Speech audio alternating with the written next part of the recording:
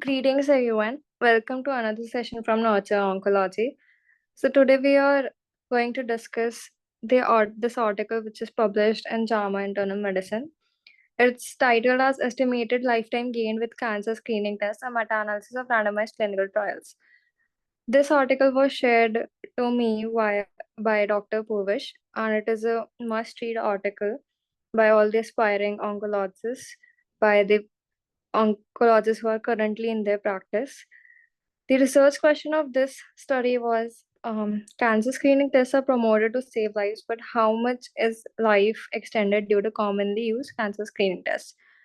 Now, why there are widely used screening tests such as mammography, which is gold standard, then colonoscopy, sigmoidoscopy, etc. CT for lung cancer, which are used for screening, but how much do these actually increase the lifespan of people who undergo these screening tests?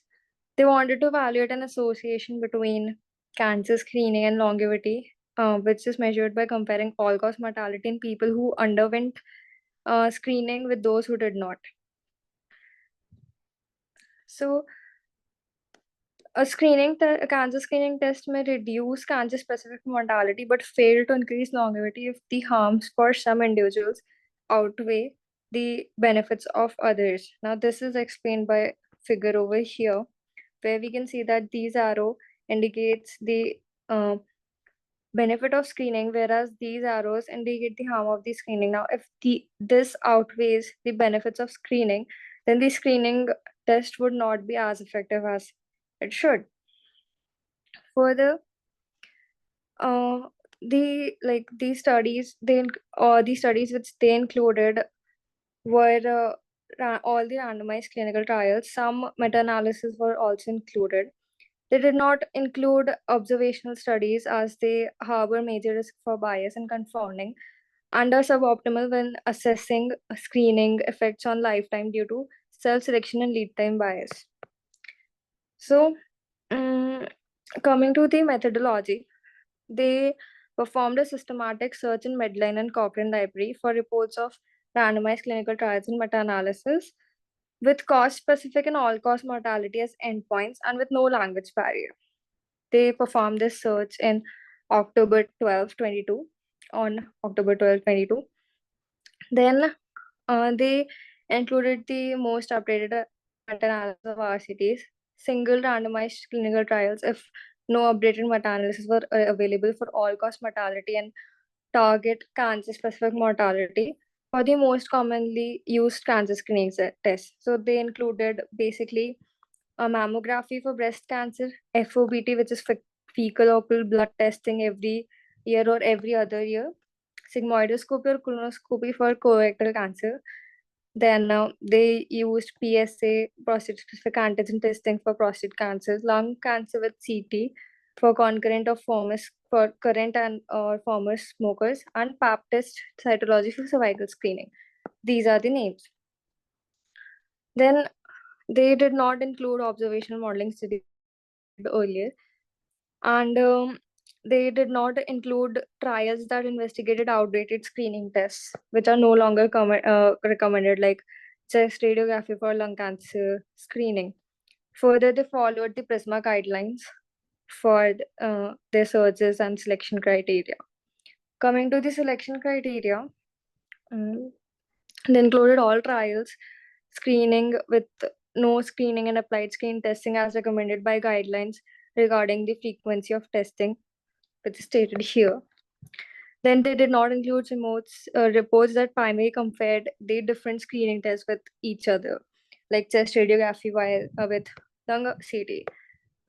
Then they included meta-analysis of randomized control trials with 10 to 15 years of follow-ups.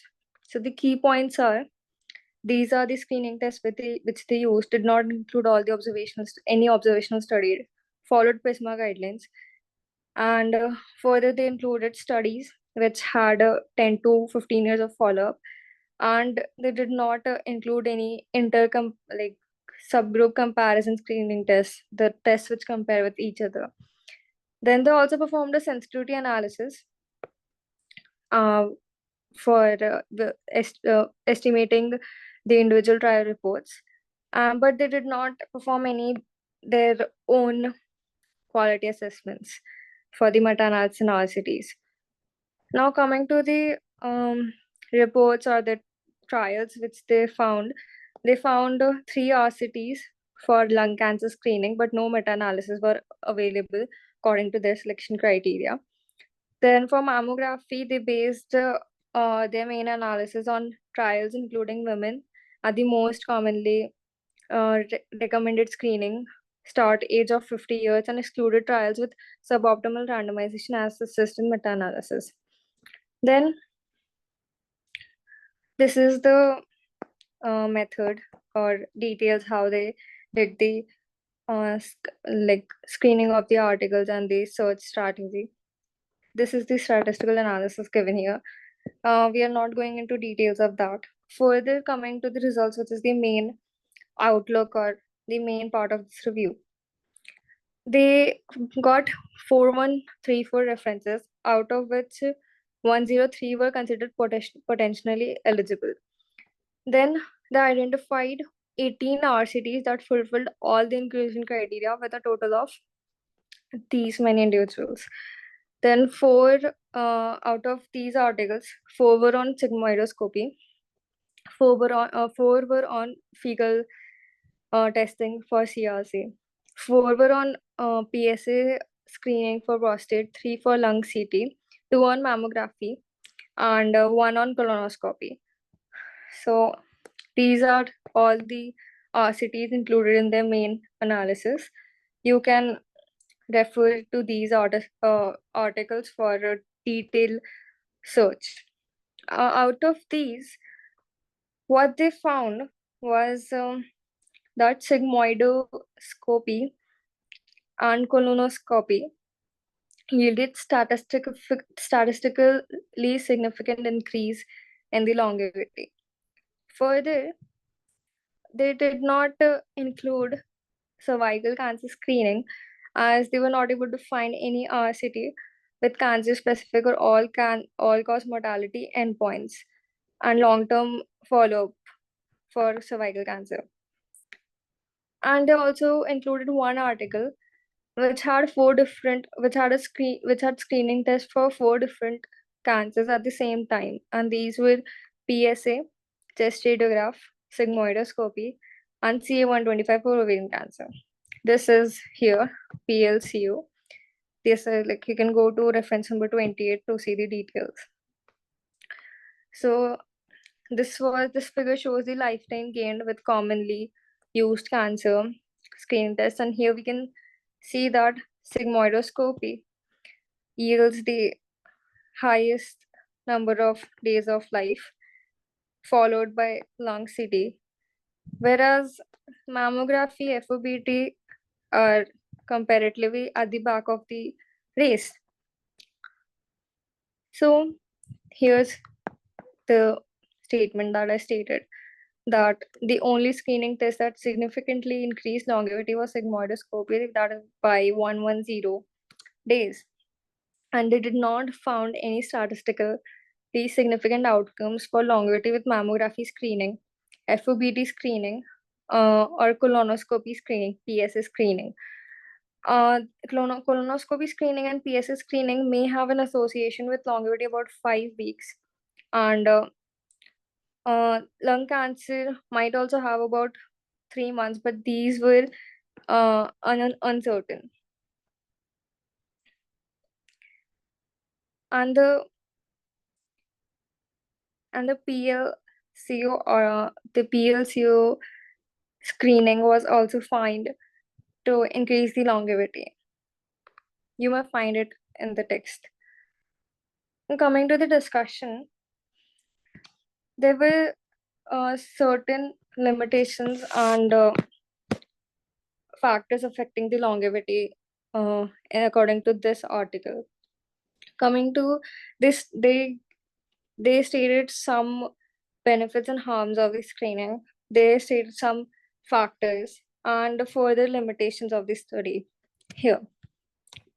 So coming to the overall findings, they said that while some screening tests are widely recommended, their impact on the overall longevity is uncertain.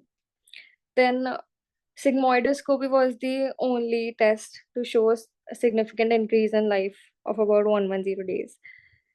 Then fecal blood testing and mammography did not appear to extend life, and estimates of prostate and lung cancer screening are inconclusive. So you can find this here.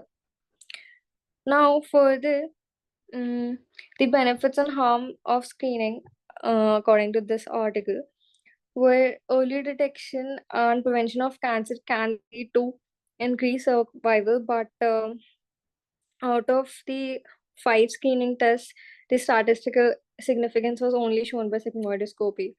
Further harm, the screening could also lead to adverse events such as complications from procedures or unnecessary treatments. And the net effect for many screening tests the potential harms may outweigh the benefits for most individuals.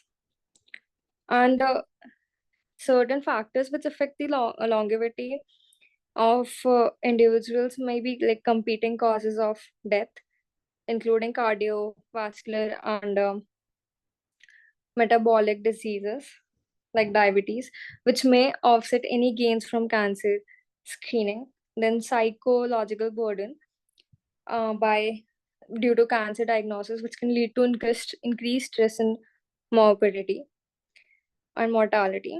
Then overdiagnosis may also affect the longevity of patients, as in screening may detect non-harmful cancers, leading to unnecessary treatments, which may lead to again increased stress and contribute towards mortality. Further, so the limitations of the study were the study mentioned by them, the intention to treat analysis, which may underestimate the effectiveness of screening. Then the follow-up periods included in the study.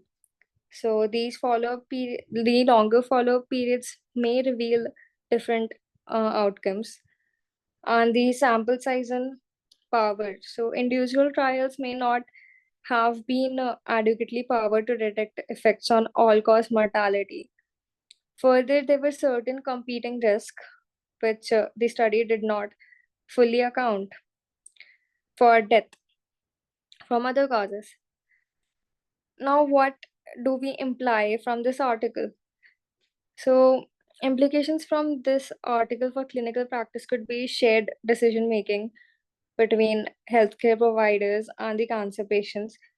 And the healthcare provider should discuss the potential benefits and harms of screening with the patients to help them make informed decisions.